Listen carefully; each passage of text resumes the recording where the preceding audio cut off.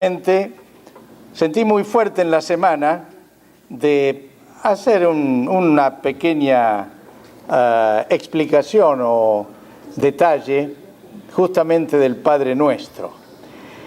Y pensé, ¿cuál es la definición más sencilla de orar? O sea, podemos hablar muchas cosas de qué es orar, pero para mí, para decirlo así en términos muy sencillos entre todos nosotros, es que orar es la manera más común de comunicarnos con el Señor.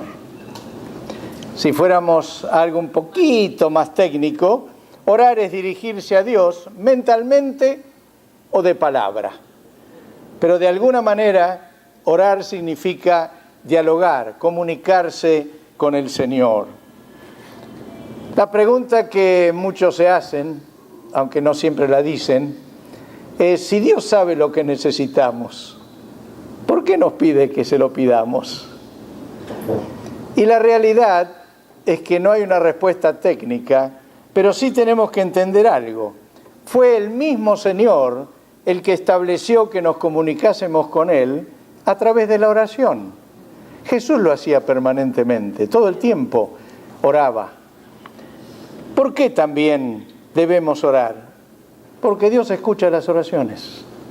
Si hay algo que nuestra fe tiene que desarrollar, es la fe de saber que el Señor nos escucha. Y hay algo más todavía, más hermoso. El Señor contesta las oraciones. Aleluya.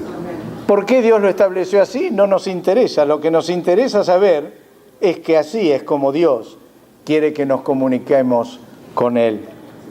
Realmente Jesús fue el que mostró cuál era el modo de comunicarnos, de dialogar con el Señor. Hay dos textos en la Escritura que muestran el Padre Nuestro. Uno está en Lucas 11, otro está en Marcos 6.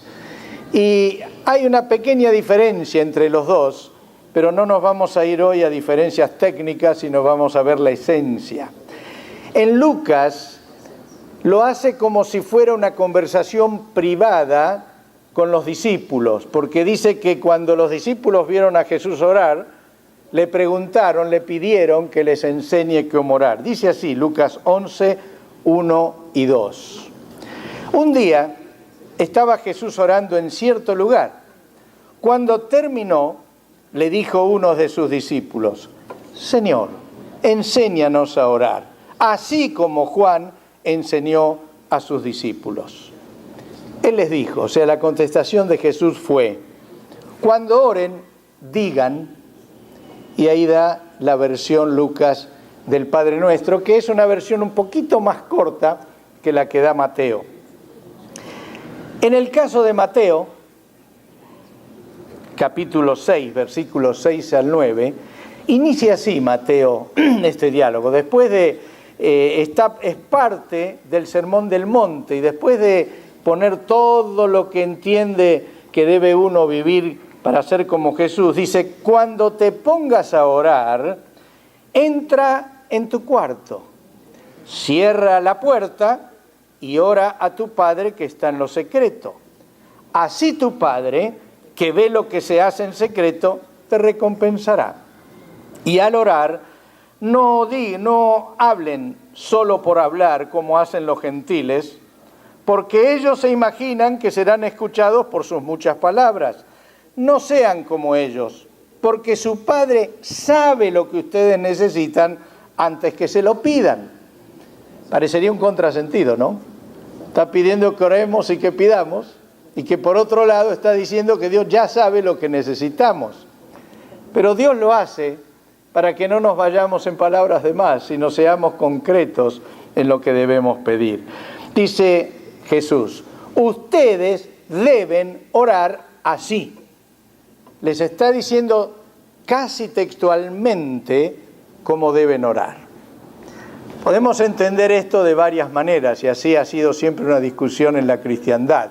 ¿Hay que repetirlo tal cual o hay que repetir la esencia? No sé lo que piensan ustedes, pero yo pienso que hay que hacer las dos cosas. A mí me hace bien repetirlo tal cual, pero no como algo que que uno lee algo supersticioso, lo leo y me hace bien, sino poniendo el énfasis en lo que Jesús dice. ¿Por qué? Porque con una breve oración abarca todo lo que necesitamos. Por eso Jesús dijo que no nos vayamos en palabras, porque si esto es lo que oramos, abarca toda nuestra necesidad. Parece que lo hizo para los tiempos modernos, que todo el mundo está corriendo y tiene poco tiempo. Jesús entonces les dice el Padre Nuestro que acabamos de leer. Por cuestión de tiempo no lo vuelvo a leer, pero sí quiero mencionar algunas cosillas. Si ustedes después lo leen en sus casas, el Evangelio de Marcos es un poquito más cortito y más abreviado. Así que los teólogos siempre empiezan a decir cuál era el origen y cuál fue el otro. Algunos dicen, Lucas fue el que realmente lo expresó como lo expresó Jesús, y lo que hizo Mateo es agregarle lo que era necesario para que la mentalidad judía lo entendiera como eran los judíos. Están los otros teólogos, dicen, no. El primero que lo hizo fue Mateo, pero después Lucas lo adaptó para la mentalidad gentil. Y nosotros no nos metemos en cuál de los dos es primero, último o más exacto. Lo que deseamos es sacar qué es lo que Jesús nos quiso decir con el Padre Nuestro. La esencia de lo que Jesús enseña en el Padre Nuestro son dos cosas. La primera es cuál es la actitud con la que debemos orar. ¿Cuál es nuestra actitud al orar el Padre Nuestro o al orar? Y lo segundo es cuál es el contenido que no debe faltar en nuestra oración. Son las dos cosas de fondo que Jesús quiso transmitir con el Padre Nuestro. Lo interesante es que Mateo da algunas instrucciones de cuál es la actitud que tenemos que tener para orar. Y la primera que dice es que hay que tener un lugar privado, íntimo, libre de interferencias y distracciones. Dice, cuando tú vas a orar, entra a tu cuarto. Yo no sé qué quiso poner Mateo, porque no tenían cuarto las casas. Las casas eran monoambiente.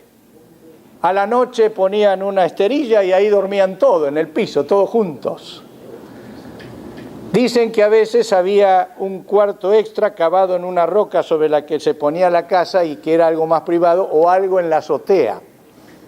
Pero independientemente de cómo eran las casas, lo que está diciendo Mateo es, encontrate un lugar donde puedas tener un tiempo a solas con tu Dios. Y les digo, esto ya es para la edad moderna.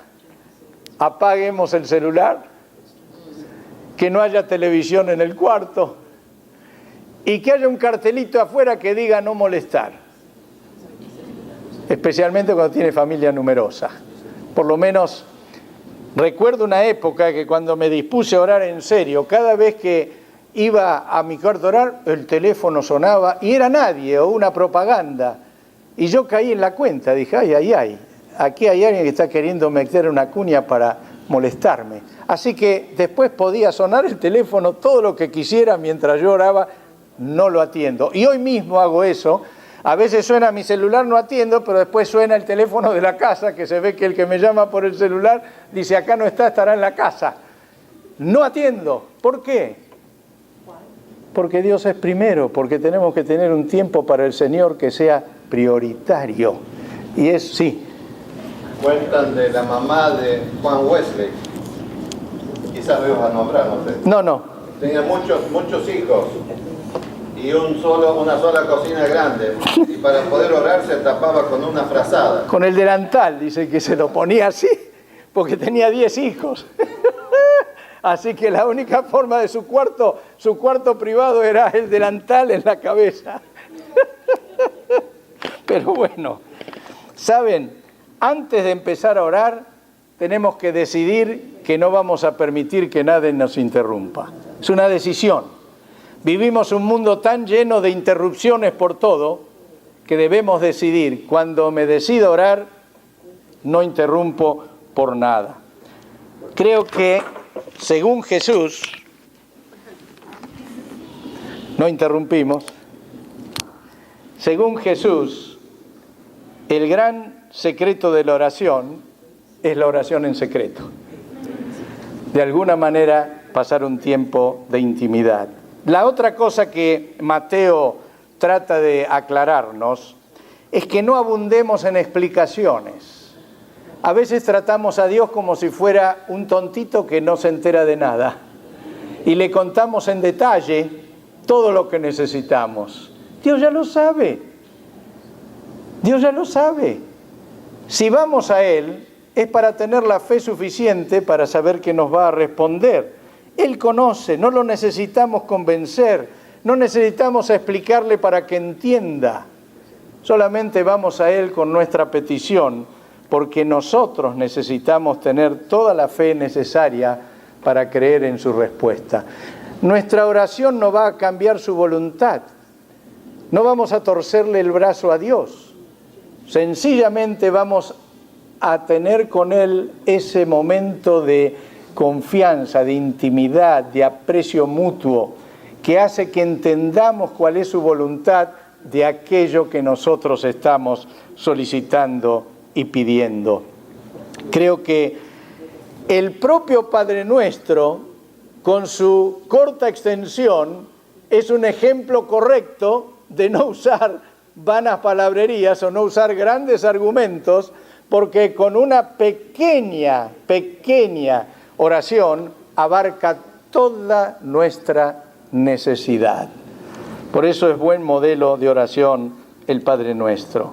También creo que lo que hace Mateo al final es resaltar la importancia de perdonar.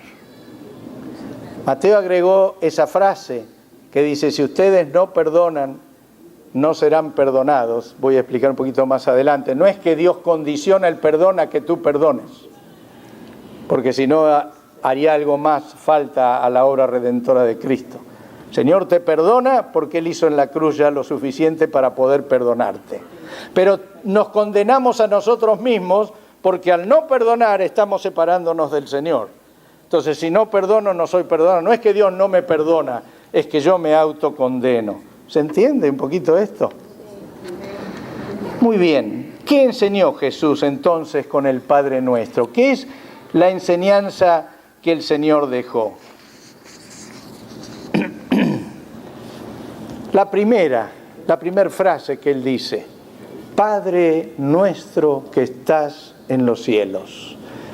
Lo primero que el Señor involucra, insiste en esta enseñanza, es que Dios es Padre.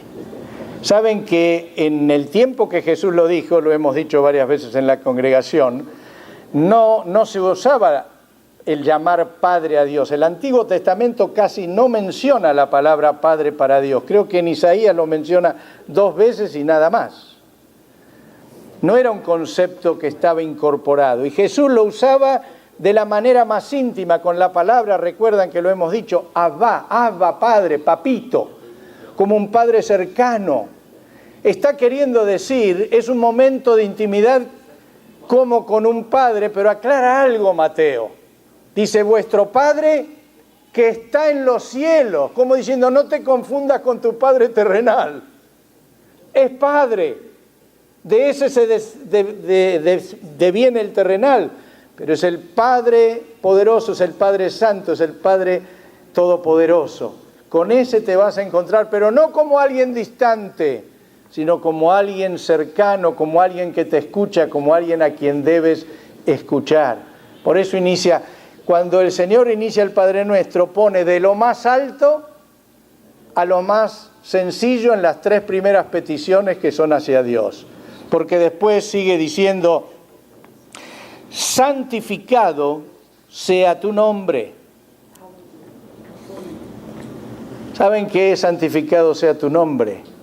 Que todo el mundo conozca que Dios es Dios. Que todo el mundo sepa que Dios no es algo más, sino es el Señor de señores y el Rey de reyes. Santificado sea tu nombre sea conocido en todo momento. Por eso es tan interesante al orar de esta manera, sabiendo que estamos pidiendo que todos lo conozcan de esta manera.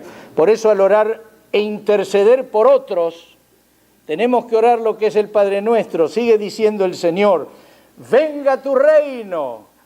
Está diciendo, Señor, tu señorío, tu autoridad, tu gobierno, venga. Y por eso cuando uno intercede por otro, pide, Señor, venga tu reino a esa vida. A veces es más importante pedir por eso que pedir porque algo se le solucione. Porque si ve el reino de Dios, las demás cosas se arreglan por sí solas. Y sigue diciendo después Jesús que hay que pedir, hágase tu voluntad. ¿De qué manera? Así como en el cielo todos obedecen al Señor, nadie está contrariando su voluntad. Que también aquí se haga la voluntad del Señor. ¿Se imaginan orar así por nuestros hijos, por nuestros seres más queridos? Cuando usted está pensando en una persona y en lugar de estar simplemente diciendo, Señor, ese carácter horrible que tiene, que lo cambie, Señor. Mire, si usted le ora al revés, le ora, Señor, venga tu reino a la vida de mi esposo, mi esposa, mis hijos. Señor, que ellos aprendan a hacer tu voluntad aquí, como se hace allá en el cielo. Ven, va de mayor a menor en estas tres peticiones el Señor, aleluya. Después el Señor pasa a las cosas básicas de la vida. Y acá empieza al revés. Empieza de lo más sencillo a lo más grave. ¿Y por dónde empieza el Señor? Danos hoy nuestro pan cotidiano. A algunos les parece que es poco espiritual esto, ¿no? Está hablando del reino de Dios, de hacer su voluntad, de Dios santo, y ahora pasa a lo de todos los días. Pero precisamente el Señor quiere que vayamos a Él confiando en que nos va a dar lo que necesitamos cada día. No lo que vamos a necesitar entre un año o lo que vamos a necesitar en el futuro, sino está diciendo, provee para nuestro día de hoy. Aleluya.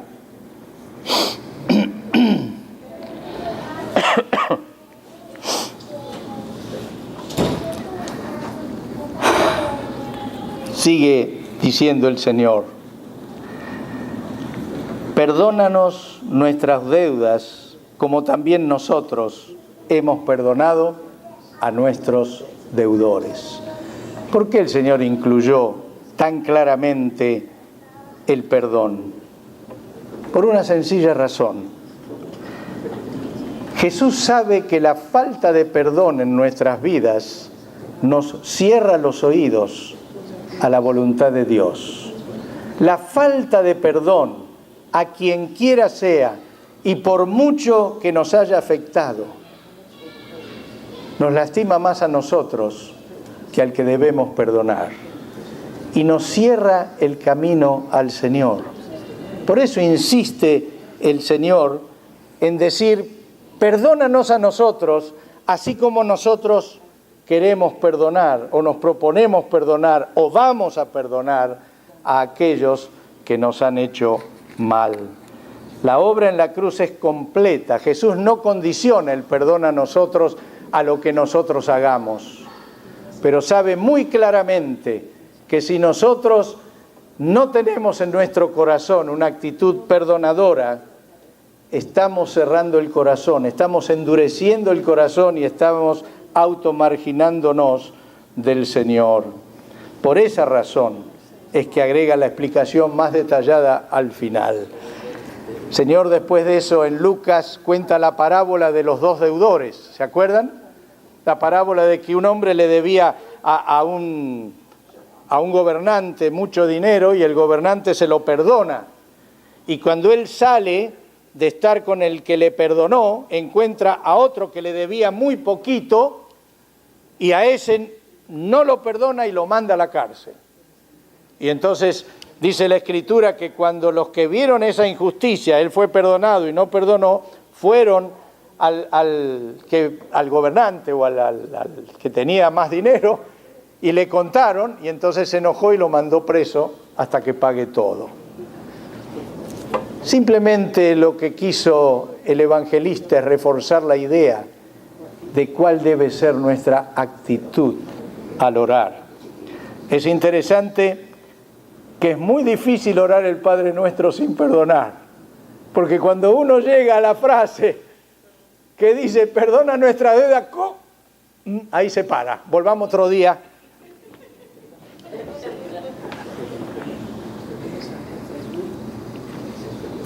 Sigue diciendo el Señor en su enseñanza, no nos dejes caer en tentación, sino líbranos del mal o del maligno, según cómo se traduzca. El Señor no tienta a nadie, el Señor no induce al mal a nadie, pero evidentemente no podemos negar que en la vida vienen pruebas, vienen situaciones. Algunas situaciones Dios permite que nos pasen ex profeso. Pero ¿qué está pidiendo allí en la oración? Que ninguna prueba que deba pasar me afecte de tal manera que yo me aparte de ti, Señor. Cuando dice precisamente aquí, no nos dejes caer en tentación, está diciendo, no permitas que ninguna situación de la vida me aleje de ti.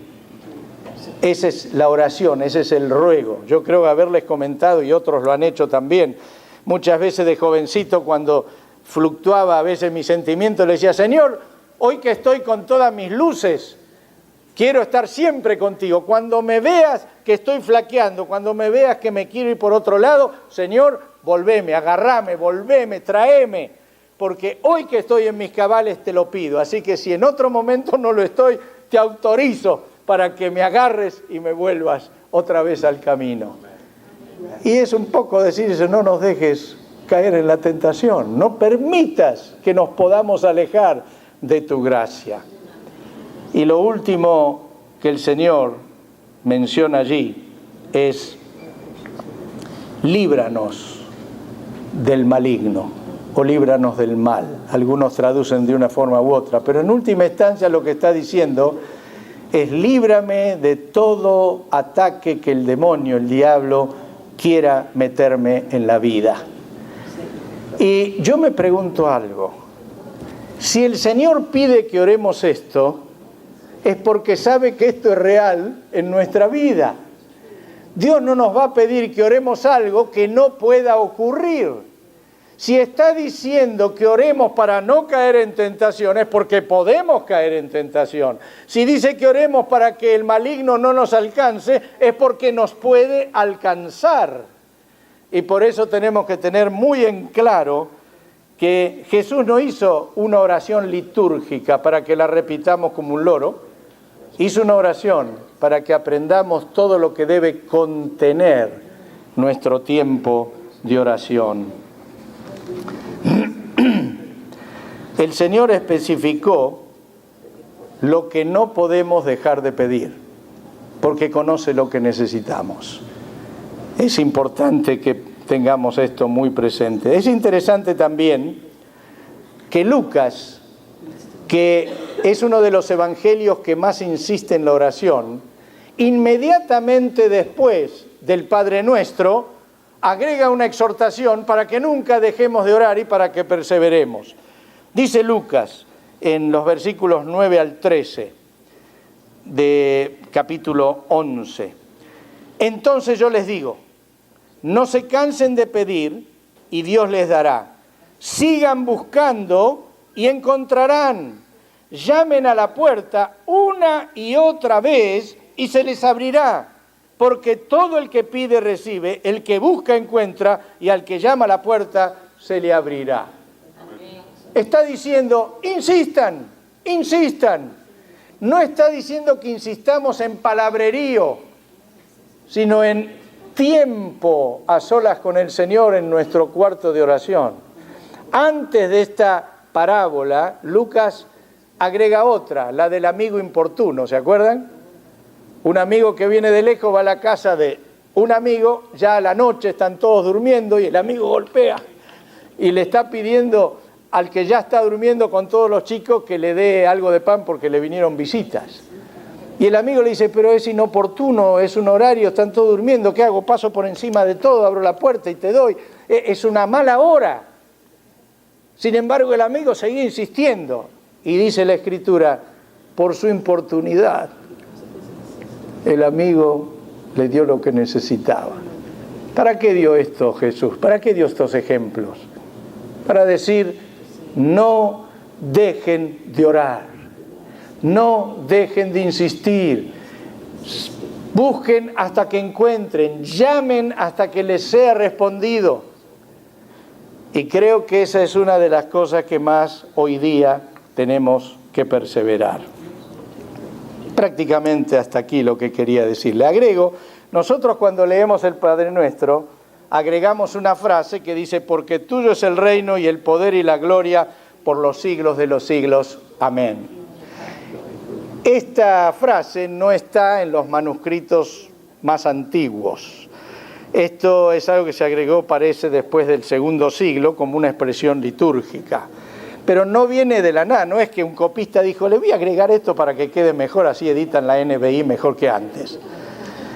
No es que el copista se le ocurrió. Esta es una oración del rey David. Si ustedes en su casa leen 1 Crónicas 29, 10 al 13, esto que dice acá está expresado por el rey David respecto de Dios. Habla de Dios como el que tiene todo poder por los siglos de los siglos. Amén. Esta es una oración un poquito más larga que se ve que el copista resumió y la agregó como una manera de rezar el Padre Nuestro de una forma un poco más completa. ¿Qué podemos reflexionar respecto de todo esto? Muy sencillo. Jesús mostró el camino para acercarnos a un Dios como Padre lleno de amor. Nos exhortó a orar cada día. Nos enseñó que debemos orar antes de tomar las decisiones más importantes. ¿Ustedes creen que Jesús no sabía qué 12 apóstoles eran los que iba a elegir? Yo digo, Jesús sabría de sobra, de entre todos los que tenía, quiénes eran los 12 que tenía que elegir.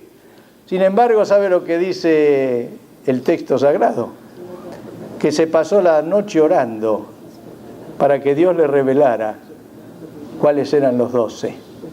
Necesitaba el sello de autenticidad que viene del Padre. Y así tiene que ser en nuestra vida cuando tenemos que tomar una decisión. Cambiar de trabajo, cambiar de casa, saber cómo sobrellevar nuestro matrimonio. ¿Qué te dice Dios? ¿Qué te dijo Dios? O lo haces porque a ti se te ocurre, porque no te gusta, porque es lo que piensas.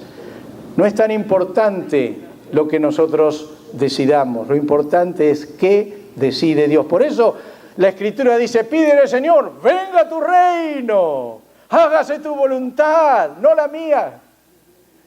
Aleluya. Y también es un pedido comunitario porque dice el pan nuestro, dánoslo hoy. Nuestro pan, siempre habla, oh Padre nuestro, es algo para todos, no es solo individual, es para todos. Aleluya.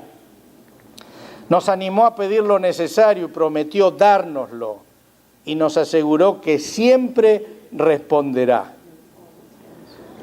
Si tenemos en cuenta todo esto, miren cómo la traducción en lenguaje actual recita el Padre Nuestro.